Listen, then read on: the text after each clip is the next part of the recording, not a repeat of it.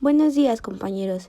El día de hoy les hablaré acerca de la socialización, educación y reproducción cultural por Bourdieu y Bernstein. Las aportaciones del francés Bourdieu y el británico Bernstein son las más destacadas y las más válidas para analizar y reflexionar sobre nuestro sistema educativo y sobre nuestra educación actual. A continuación, les hablaré acerca de la teoría de la reproducción. La teoría de la reproducción de Bourdieu y Passeron se refiere al papel de la educación como reproductora de la cultura, la estructura social y la economía a través de estrategias de clase. Estos autores detectan tres estrategias de clase diferentes en relación con la educación. La nueva clase media invierte en cultura para mejorar su estatus social. La élite cultural intenta conservar su posición de privilegio, mientras que la clase dominante en la esfera económica trata de reconvertir parte de su capital en capital cultural. Y de aquí la diferente función social de la educación en cada clase. La nueva clase media intenta una orientación profesional de los estudios en detrimento de los tradicionales estudios humanísticos. La élite cultural defiende estos y la clase económica mente dominante intenta vincular los estudios universitarios al mundo de los negocios y controlar así las grandes écoles. En su libro Les Héritiers, Bourdieu y Passeron ponen de relieve las desiguales probabilidades de escolarización y éxito en el rendimiento académico según la clase social de pertenencia. Las actitudes culturales, en cierto modo, se heredan, de ahí el título francés de esta obra, Les Héritiers. Así, lo que viven desde su nacimiento en un ambiente cultural intelectualizado poseen cultura afín a la escuela y la universidad, mientras que la cultura de las clases subordinadas es ajena e incluso opuesta a estas instituciones. En La reproducción, publicada por los mismos autores 6 años más tarde, la perspectiva es aún menos optimista. En ella se completa el análisis anterior tratando de mostrar cómo, desde el punto de vista de la institución, todo está dispuesto para el triunfo escolar de los que por nacimiento poseen la alta cultura. Los autores señalan los mecanismos concretos a través de los cuales la escuela reproduce la cultura dominante, establece las jerarquías y enmascara la realidad de las relaciones sociales, la arbitrariedad cultural y de la violencia simbólica. Ahora les voy a hablar un poco acerca del concepto de violencia simbólica. La acción pedagógica que favorece los intereses de las clases dominantes es un mecanismo de dominación y violencia simbólica. El sistema educativo tiene la tarea de inculcar un arbitrario cultural, definido por los grupos dominantes de la sociedad y que opera a través de la también arbitraria autoridad pedagógica. La escuela sanciona y legitima un sistema de hábitos y prácticas sociales impuesto por una determinada clase, pues el sistema de enseñanza presenta dichos valores y normas culturales de clase como si fueran universales. Bien, les voy a hablar del capital económico, capital cultural y capital social.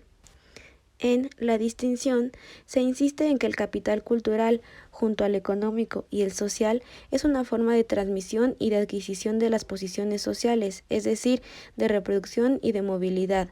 Las familias y los individuos tienden de manera consciente o inconsciente a conservar o aumentar su patrimonio y correlativamente mantener o mejorar su posición en la estructura de las relaciones de clase.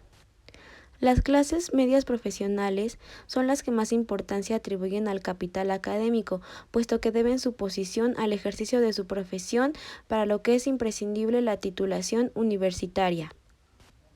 A Bourdieu se le suele criticar su excesivo estructuralismo y su planteamiento pesimista, pues solo analizó la reproducción en detrimento del cambio social, zonas sobre las que actúa un modelo pasivo de socialización, pero esta deficiencia vinieron a llenarla las llamadas teorías de la resistencia posteriores. Ahora les voy a hablar acerca de la socialización y códigos de comunicación, la aportación de Bernstein. Para Bernstein, el lenguaje constituye un campo de estudio fundamental para comprender la transmisión cultural. Cada clase social utiliza un código diferente de comunicación, lo que produce diferentes tipos de habla. Los códigos transforman distribuciones de poder y principios de control en comunicación pedagógica. Bernstein propone distinguir dos tipos de órdenes ideales, uno de límites rígidos y otro donde los límites son menos explícitos, es decir, más difusos. Para Bernstein, la distribución de poder y principios de control dados producen distintos principios de comunicación desigualmente distribuidos entre las clases. Diferentes contextos reproducirán diferentes códigos que actúan selectivamente sobre los significados y las realizaciones.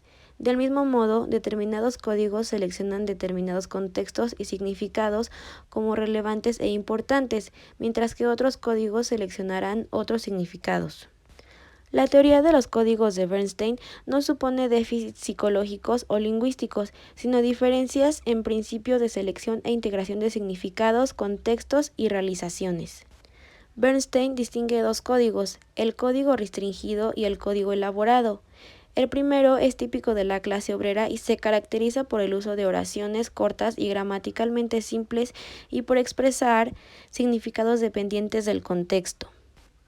El código elaborado es el típico de la clase media, caracterizado por construcciones gramaticales complejas de uso frecuente de pronombres impersonales y por expresar significados independientes del contexto.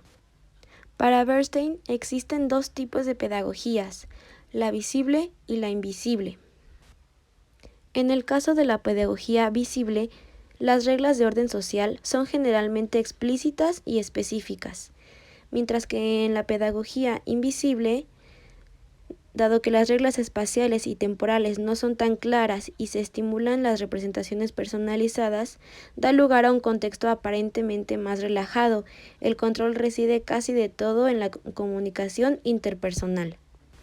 Así, resulta que cuanto más invisibles son las reglas, más visibles y desnudas quedan las personas, menor es la privacidad. Las instituciones son menos severas, menos explícitas, se desdibujan pero la menor visibilidad de la institución hace más visible a las personas que están dentro.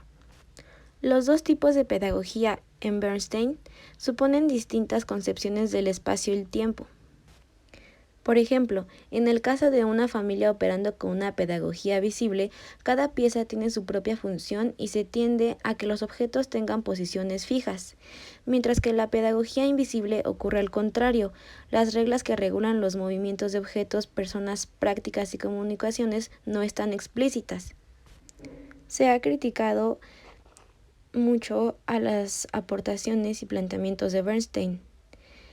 Sin embargo, sus aportaciones teóricas han servido de base a numerosas investigaciones. La base del cambio de la pedagogía visible a la pedagogía invisible radica en los cambios en la división social de trabajo. La pedagogía visible se caracteriza por una clasificación y enmarcación fuertes. En este caso, se reduce el poder del profesor sobre lo que transmite. Este tipo de pedagogía da lugar al llamado currículum colección, que da lugar a centros, aulas y posiciones diferenciadas en los que está claro el sitio de cada uno. Este sistema es más rígido y más autoritario, pero también tiene una ventaja: reduce la incertidumbre. La pedagogía invisible, por el contrario, se caracteriza por una clasificación y enmarcaciones débiles, donde ni lo que debe transmitirse, ni la forma ni las posiciones están claras, tienen que fijarse. Esto aumenta la incertidumbre, sobre todo en el profesorado. Sin embargo, este aumento de la incertidumbre tiene dos caras, una negativa y otra positiva. Negativa porque supone aumentar el riesgo de perder la posición, de no saber a qué atenerse. Y positiva porque también puede ocurrir todo lo contrario: saber jugar dentro del campo de lo educativo. Bueno, esto es todo de mi parte. Muchas gracias por su atención a todos.